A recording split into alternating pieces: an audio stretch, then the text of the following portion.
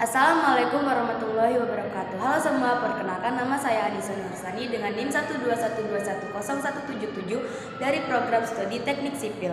Di sini saya akan mempresentasikan tentang hasil penelitian saya yang berjudul Analisis Hidrologi dan Kinerja Bendungan dengan studi kasus Bendung Perjaya Oku Timur, Sumatera Selatan.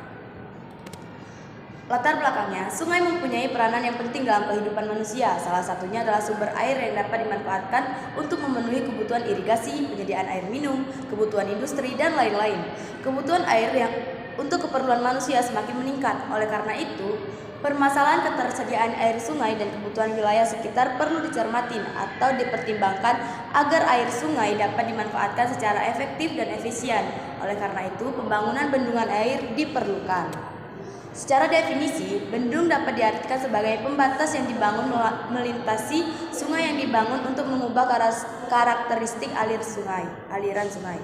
Dalam banyak kasus, bendung merupakan sebuah konstruksi yang jauh lebih kecil dari bendungan yang menyebabkan air menggenang membentuk kolam, tetapi mampu melewati bagian atas bendung.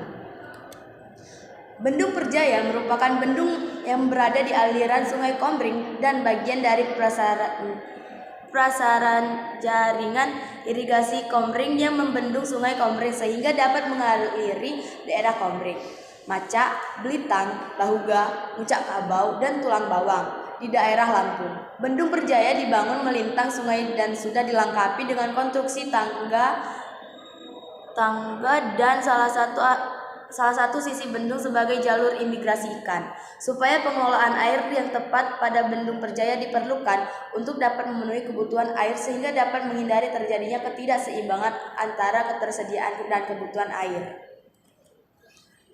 Rumusan masalah. Yang pertama, bagaimana kinerja Bendung Perjaya di beberapa tahun di belakang.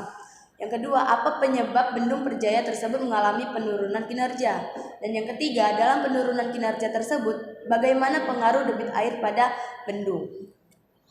Tujuan penelitiannya sendiri, yang pertama ada untuk menganalisis kinerja Bendung Perjaya, yang kedua untuk menganalisis pengaruh debit air terhadap kinerja Bendung Perjaya, dan yang ketiga untuk mengetahui pengaruh curah hujan setempat terhadap kinerja Bendung Perjaya. Sedangkan landasan teori sendiri, yang pertama itu siklus hidrologi. Siklus hidrologi adalah sebuah proses pergerakan air dari bumi ke atmosfer dan kembali lagi ke bumi yang berlangsung secara kontinu atau terus-menerus. Selain berlangsung secara kontinu, siklus hidrologi juga merupakan siklus yang bersifat konstan pada sembarang daerah. Merencanakan suatu waduk atau bendung bukanlah sesuatu yang mudah karena melibatkan berbagai macam bidang ilmu pengetahuan yang saling mendukung demi kesempurnaan hasil perencanaan yang dicapai. Bidang ilmu pengetahuan itu antara lain geologi, hidrologi, hidrolika, mekanika tanah, bahkan ilmu pengetahuan lain di luar bidang keteknikan seperti halnya lingkungan, ekonomi, statistik, pertanian, dan lain sebagainya. Setiap daerah aliran sungai mempunyai sifat-sifat khusus yang berbeda. Hal ini memerlukan kecermatan dalam menerapkan suatu teori yang cocok pada daerah pengaliran. Oleh karena itu, sebelum memulai perencanaan konstruksi waduk, perlu adanya kajian pustaka untuk menentukan spesifikasi yang akan menjadi acuan dalam perencanaan pekerjaan konstruksi tersebut. Das atau daerah alir sungai adalah daerah daratan yang menerima dan menampung air hujan kemudian dialirkan dari atas sungai menuju sungai utama dan menuju laut yang wilayahnya dibatasi oleh gunung, jalan bukit tanggul maupun batuan. Wilayah daratan yang dibatasi tersebut dinamakan dengan daerah tangkapan air yang unsur utamanya terdiri dari air, vegetasi, dan sumber daya manusia, di mana daerah tangkapan air memiliki banyak manfaat, yaitu mempertahankan kelestarian sumber daya air di suatu wilayah itu. Menurut Mukhtar Effendi, suatu daerah aliran sungai adalah daerah penampungan dan penyimpanan air daerah resapan air, kemudian dialirkan ke semua wilayah itu untuk membentuk sebuah sungai di suatu wilayah. Sedangkan menurut Yusuf Pangat, beberapa karakteristik yang dimiliki daerah alir sungai, yaitu kondisi spesifik daerah alir sungai satu dengan yang lain berbeda, yang dicirikan oleh beberapa parameter, yaitu lebar dari suatu das, relief, dan bentuk dari das. Kemudian ada hidrologi daerah aliran sungai, mencakup curah hujan, debit, dan sedimen parameter yang lain yaitu tanah. Ekosistem dari daerah aliran sungai dibagi atas 3 daerah, yaitu daerah hulu, tengah, dan hilir. Daerah hulu dicirikan sebagai daerah konservasi karena memiliki kerapatan tinggi dan lerengnya miring, dan bukan daerah rawan banjir karena tempatnya berada di atas dan vegetasinya merupakan tegakan pembentuk hutan. Daerah hilir dicirikan dengan menjadi tempat genangan sehingga menjadi daerah banjir, dan vegetasi di daerah hilir didominasi tanaman pertanian. Pada daerah tengah merupakan gabungan dari daerah hilir dan daerah tengah. Berdasarkan daerah tengah merupakan gabungan dari daerah hilir dan daerah tengah. Berdasarkan uraian di atas, maka suatu daerah aliran sungai memiliki banyak sumber daya alam yang terdiri dari tanah, batuan, penyusun, udara, atmosfer, dan sumber daya manusia yang saling berinteraksi. Kebutuhan air secara umum di Indonesia yang menjadi patokan dalam perencanaan irigasi adalah perencanaan kebutuhan air irigasi untuk tanaman padi. Kebutuhan air tanaman padi untuk varietas padi yang sering dipergunakan di Indonesia adalah rata-rata sebesar 1 liter per detik per hektar, atau ketinggian genangan padi rata-rata sebesar 10 cm. Padi yang terendam air terlalu tinggi tidak baik karena akan menghambat pertumbuhan, tetapi apabila kondisi padi yang sudah tinggi, maka apabila genangan kurang dari kebutuhan juga kurang baik. Dalam kondisi batas waktu tertentu, padi masih memungkinkan untuk mendapat suplai air kurang dari semestinya dan atau mendapatkan suplai air berlebihan dan dari optimum.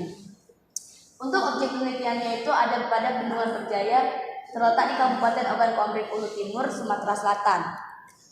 Sedangkan metode penelitiannya sendiri adalah metode observasi. Penelitian dilakukan dengan melakukan metode observasi yang dimana mengumpulkan data dengan melalui pengamatan dan pencatatan di lokasi yang ditentukan.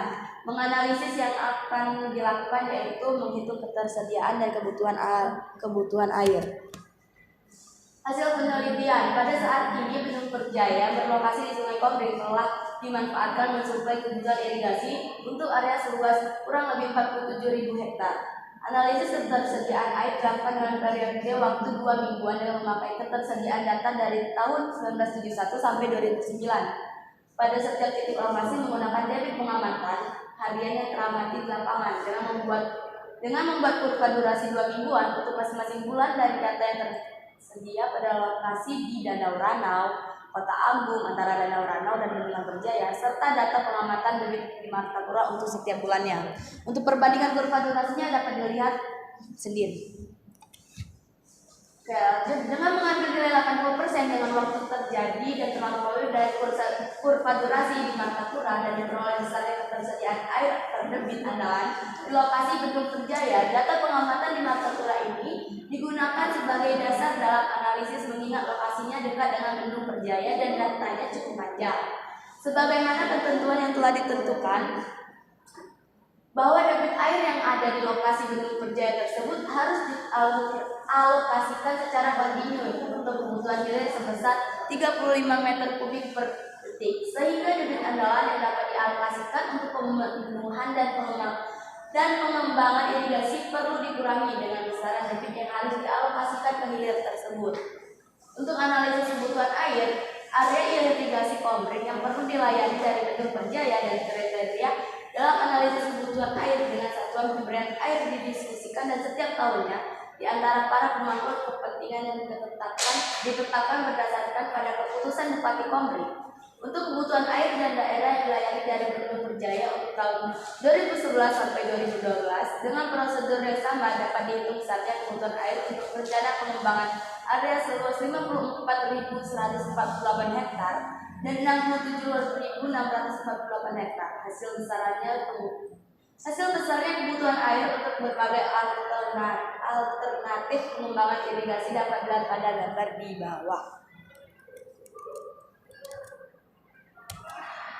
Nah, untuk kesimpulannya, berdasarkan data dari hasil penelitian di atas, dapat diambil kesimpulan yang pertama, Bendung Berjaya kurang mencukupi untuk memenuhi kebutuhan irigasi yang ada. Kebutuhan hilir dan rencana pengembangan irigasi baru seluas 13.500 hektar, sehingga perlu suatu waduk dikembangkan di antara Danau Ranau dan Bendungan Berjaya untuk dapat memenuhi kebutuhan tersebut. Sedangkan yang kedua, perhitungan kebutuhan kapasitas tampungan ini dapat memberikan gambaran kepada praktisi atau perencana secara cepat dan mudah apakah masih diperlukan tampungan untuk pemenuhan kebutuhan air bagi suatu alternatif pengembangan. Terima kasih.